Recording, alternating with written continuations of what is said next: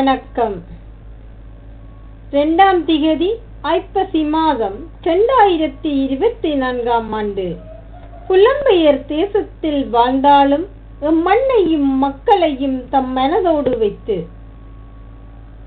மகாலய அமாவாசை திதியை முன்னிட்டு முதியவர்களுக்கு உணவு வழங்கியவர்கள் திருமதி இந்திரராஜா ஜெயக்குமாரி, வாழுமிடம் கனடா.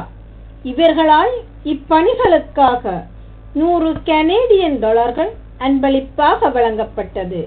இவர்களை நன்றியுடன் மக்கள் வாழ உதவும் நிர்வாகம் வாழ்த்தி வழங்கி நிற்கிறது.